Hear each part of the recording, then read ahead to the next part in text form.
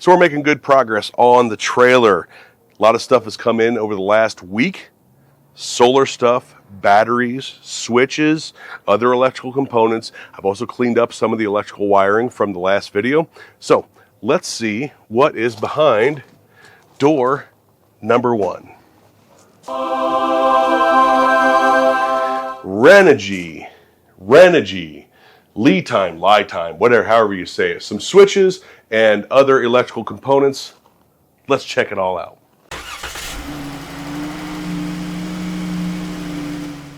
So once we get through with the unboxing, I'm going to show you how I cleaned up some of the wiring as well and put this battery where I think it's going to go in the nose of the trailer. So stay tuned for that. Let's start with a couple of the smaller items. This one being from Ace Goo. It's a couple of 12-volt USB receptacles that I'm going to put in the walls.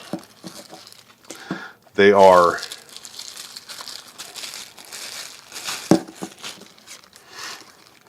just USB-C and regular USB 12-volt sockets for charging phones, charging cameras, things like that. And they'll screw directly into the wall.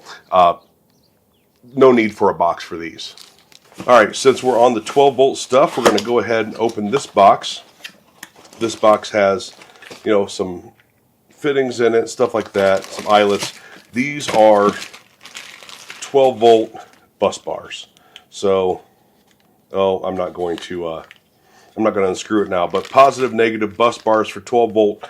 That way I can run my lights on separate circuits, or at least have them not in a junction box, but I can have them marked to which side of the van or which side of the trailer they go up, and then of course my 12-volt sockets that I just unboxed. So that'll give me the opportunity to separate some of those circuits. And now we're going to go with my light switch. So this will be the light switch that goes to the ceiling lights. I explained before that on the side here, this came with a light in the wall that runs off of a different switch that is powered when my truck is plugged in. So I'm going to keep that as is, and this will be the controller for the ceiling lights. So this is something that we put in the trucks that I currently work on, and they look real nice, they function real nice, and they are a dimmer switch. So it's an on and up and down. All it is a touch screen, and they work really, really nicely. So now for the battery. This is the 200 amp hour LiTime, however you say it, I'm not really sure, lithium battery. And I got one for now. I don't know if I'm going to get two. What I'm going to do is I explained the air conditioner heat pump inverter that I want to use. I'm going to take this to work with me because we have 3 of those on one of the trucks we're building right now. And I'm going to go ahead and hook this and the inverter up to one of those and see what kind of time I get out of it. And if I get good time out of it, at least it'll give me a opportunity to see exactly what kind of time I can get out of one battery. I may end up getting 2. I probably won't get more than 2. So whatever it ends up with, it ends up with. So you have product manual, quick start guide. Looks like some studs here for power cables. Post bolts. And there is the battery.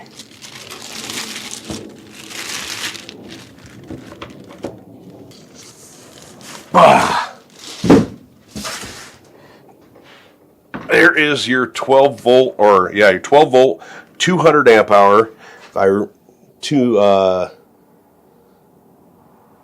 remember correctly, it's 200 amp hour. Yeah, 200 amp hour, 12.8 volt, 2,560 watt hour lithium battery. I am really excited to see how this works out. All right, now on to the Renogy stuff. This is the inverter. This is a Renogy 2,000 watt inverter with the ability to Bluetooth and to do a shore switch, so it has an automatic transfer switch in it. I think they call it with BT and ATS. I wanted to be able to, in the future, put a shore power on this if need be. I don't know if I'm going to do it right away, but again, that's if I need to.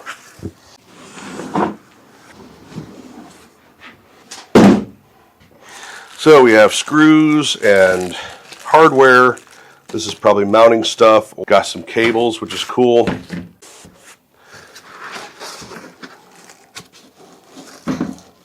All right, here is the inverter. 2,000 watt pure sine wave inverter with transfer switch. So have some mounting holes here. Looks like there's mounting holes here and here because it will get mounted to the wall. This is battery in, I do believe. I believe this is battery in, negative, positive.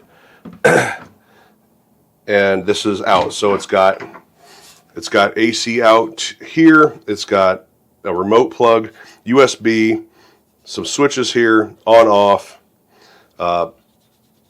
lights, indicator lights, and then this is for the shore. That's for the shore. Now I don't know, and I'm going to have to look at the instructions, but I do believe that one can be shore and the other one can be another, like a 12 volt input, like if I wanted to run off of my truck to help charge the batteries. I could be wrong.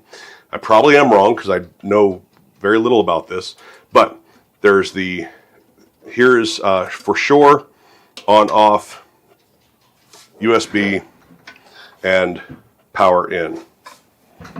So that is a good looking clean. I really do like Renogy stuff from my experience with it. So unfortunately, I just realized that I did not have my overhead camera on during that last bit of unboxing. So there's going to be some B-roll that may not look quite like the overhead camera. So let's get into this, if I can get into this. All right, so it looks like I got to pull the panels first. No. So there's this. This is probably the charge controller, I would imagine. Oh yeah. So make sure that's on. So this is the charge controller right here. Have all of the solar connectors, wiring connectors, all of the wiring, Bluetooth stuff here, Bluetooth module,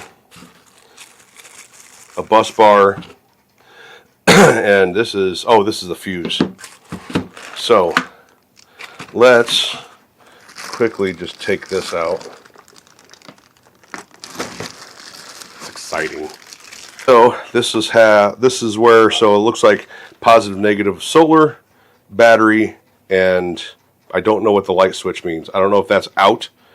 I'm gonna have to figure that out because I don't know. Oh, it says solar, battery, load. So that is the out, that is to the batteries, and that is from the solar. And that looks like it's all the inputs there. So all of this wiring will go with that.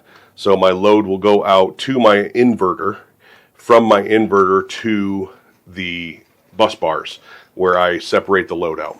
So beyond that, there are the 4 solar panels. I think I'm just going to get 2 out right now, up here on the tabletop. So here's a look at the back side here, as long as that camera's still on.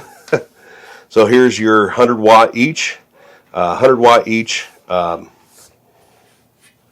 with your plugs, and that's pretty.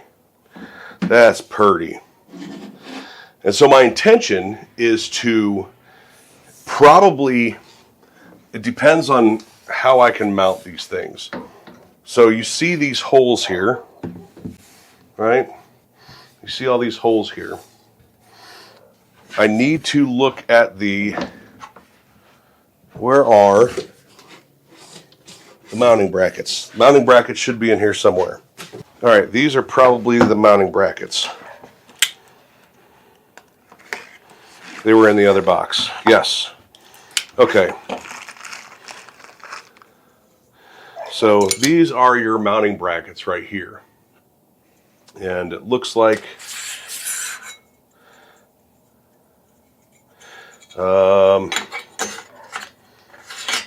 can go, oh, okay, so they're going to go like that. But what I want to do, I think, is put a piece of angle iron, aluminum angle iron, all the way across this, all the way down. So they're end to end or side to side to side to side. One big piece of angle iron so I can use less of these so that there's less holes in the roof. So I can put like one, and then closer to the corner here, two. So I will use about half of these brackets to hold these down. And if there's a good way to run a screw from the side into the other one just to help keep them together, I'll do that, or a piece of weather stripping so they're not clattering together. That's something I'm still working out. But yeah, these are the puzzle pieces. These are the brackets for mounting it. To show you real quick, so here is one of those 12 volt sockets. I know it's not the best light in here right now. I don't have anything hooked up yet, but I'm either going to run it, here's my 12 volt wire. I'm either going to run it right next to the plug here, maybe above it, probably not below it, but either next to it over here or above it. And so it'll just go through. It has the mounting nut, and then it also has two screw holes. So that'll just sit flush right on the 1/2-inch wood or on my wall material. All right, so I've bundled all the wires together. Like I said, I've cleaned some stuff up. The battery is probably going to go, I'll have to run that screw in, but I'm thinking the battery is going to go right here. So this means that if it's roughly here, let's say it's here with the split of the floor,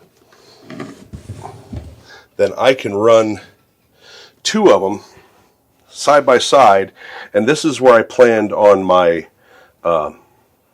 benchtop being, right? And so I will still be able to fit these in a cabinet that is recessed back from the lip of the bench or countertop, and then all of my other stuff can mount here and here. So my charge controller can probably go like here, something like that, and make a nice clean run out to the batteries. Or it can mount over here, which I may do. I may run it over here and run cabling down like this, and then run my inverter here instead. That way it's sort of like a command center, right? Command center sounds really cool. And then I can either have this be a little cabinet of its own, a little spot for fire extinguisher, something like that. A cubby hole for a fire extinguisher, make a cabinet for there, something like that. But it looks like everything will fit, even if I do two batteries right here, right in the center of the nose, which would be nice because these are the heaviest things outside of the awning. These are the heaviest things I'm going to have in the trailer as far as a permanent fixture. All right, everybody, so that is it for today's video. Got an unboxing showing you kind of what's going to go in there, my plans for where things are going to get located and things like that. So next weekend, hopefully next weekend, start putting all this together. I am ordering my windows this week. So next weekend, maybe putting the windows in instead.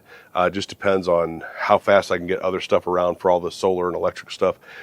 But once the windows are in, once the stuff's on the ceiling, once the stuff is on the roof, then I can start thinking about walls and ceiling, because I'm going to be covering all that stuff up. So stay tuned. I appreciate everybody's support out there, and we'll talk to you later.